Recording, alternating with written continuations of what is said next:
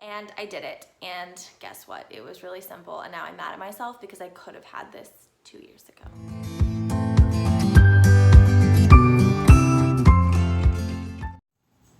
Hey guys, and welcome back. I'm super excited, as usual, to talk about today's video, and that is how to do a gallery wall. And specifically in this video, I want to talk about an eclectic style stairway gallery wall. Okay, I broke this down into 5 easy steps because it's really that simple. And if you're like me, you keep putting off this project because you don't know where to start, or you don't feel like you have enough things, or you don't want to make the investment.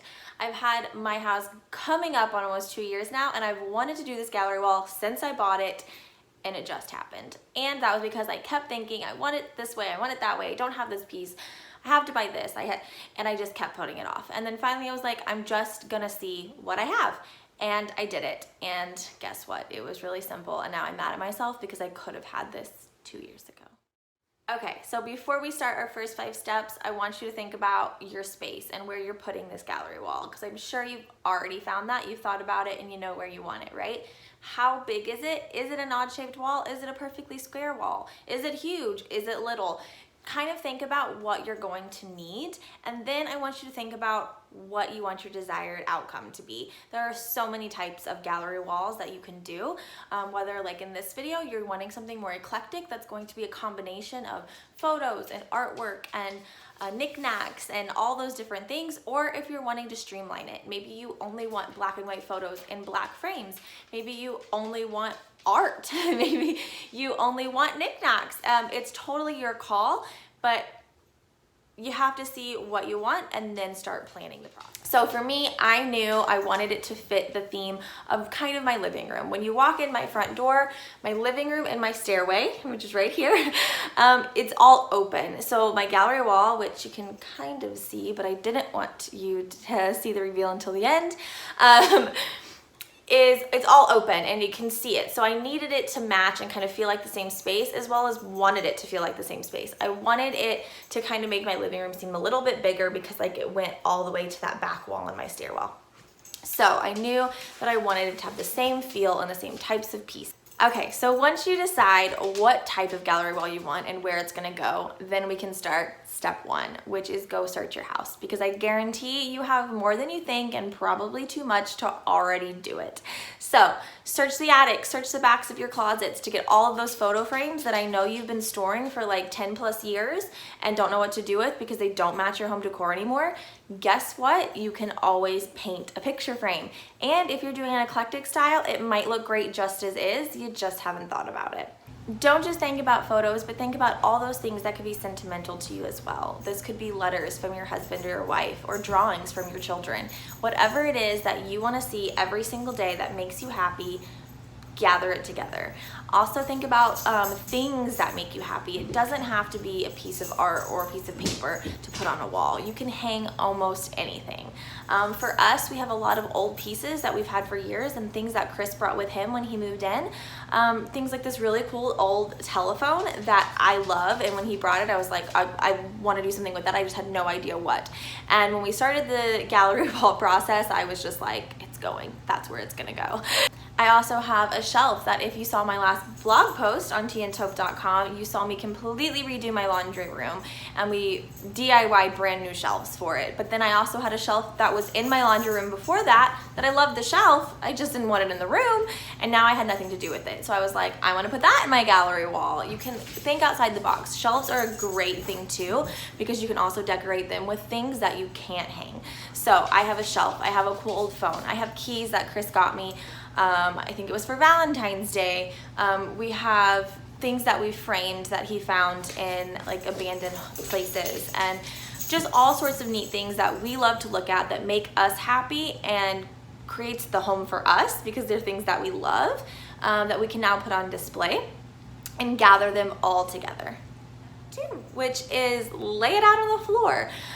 Think about the space that you have. Obviously, if you have a more square wall, this is going to be really easy. You can measure the wall and you know exactly the space you're going to have. When you're working with odd-shaped walls or stairways, because, well, they usually angle, that can be a little bit more difficult. But lay out with the approximate space that you think you're going to have on your wall, and start moving things around. And this is the step I want to insert a couple tips because you want to think about the placement of your items so that it creates a nice aesthetically pleasing look. So for me, I had quite a few things that are wooden that were white, so bright white, but also a lot of my frames are darks, woods, and things like that. So the white items really stand out, and I wanted to make sure that they were not bundled together in one portion of the gallery wall because it would really look funny. I would have really dark to really light. It would feel really unbalanced. So you want to create a line kind of through your gallery wall of your colors as well as your item types. So I had to think strategically about where I would place these, making sure they were spread out, nothing was too close together, and my whites were kind of spaced sporadically.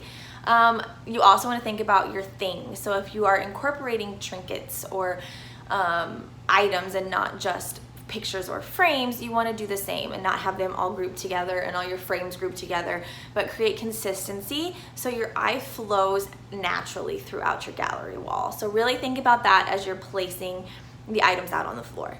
Step 3, you're going to take all of your items now that you've decided what you're going to use and where it's going to go, and you're going to lay them all on craft paper and trace them and cut them out. It's really, really simple, but this is how you don't end up with 1.5 bazillion holes all in your wall because you keep wanting to move items once you put them up there. Especially this is important if you're doing those odd shaped walls and stairways, because I guarantee you once you start putting it on the wall, you're going to want to adjust things because it just doesn't look the same when it's an odd shape versus that perfectly square space of floor that you are using. So cut out your craft paper to the size of everything that you have and then just use painter's tape to apply them to the wall.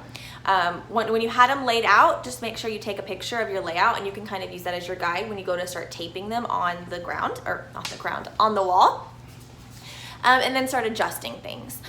So for instance, mine, I started with my shelf because it was my biggest item and I knew I needed it to be a little bit higher so we weren't like hitting our heads on it or anything walking up the stairs. So I had to start there, and it turned out where I had it, I needed to adjust it up more to just make it more practical using the stairs. And that kind of had to shift my wall a little bit. So if I had just went in and started nailing things, I would have had so many holes in the wall. But because once I started taping things up there, I noticed that wasn't gonna work. I could really easily shift things and move things around and not put any holes.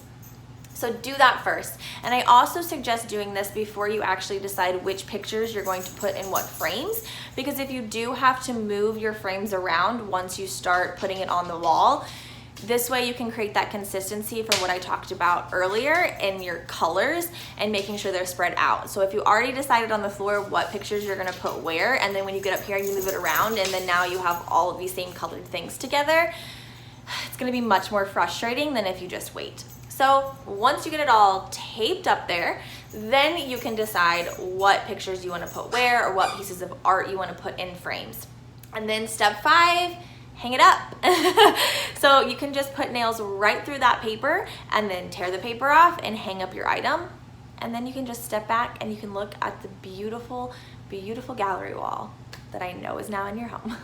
This is what my final gallery wall looked like, and I am so happy with how it turned out. It really, really is a good combination of me and Chris and old and new, and it makes my living room just feel so much bigger and carries on past my staircase. I really hope you've enjoyed this video. I'd really appreciate if you would give me some thumbs up and write a comment. I would absolutely love to see if you have a gallery wall in your home, or if you're going to do a gallery wall, please take some pictures, tag me on Instagram. I would love to see how it turns out and give me some inspiration going into my next one, into my master bedroom, which stay tuned because like I said, I will be showing that too. But if you're also interested in what we're doing over here, please subscribe. I will say we have coming up the how to style shelving, and I'm pretty excited about that one too, because that's like my favorite thing to do is switch out the styling on my shelving. So if you're interested, please subscribe. You can see that coming, as well as some other fun things and breaks from some home decor coming up that me and Chris are doing as well. There's also a full blog post on the stairway wall too, so if you want to see the steps written out and like that when you're going to plan, check that out at teaandtaupe.com. And yeah, until next time, I'm gonna go make a cup of tea. Bye.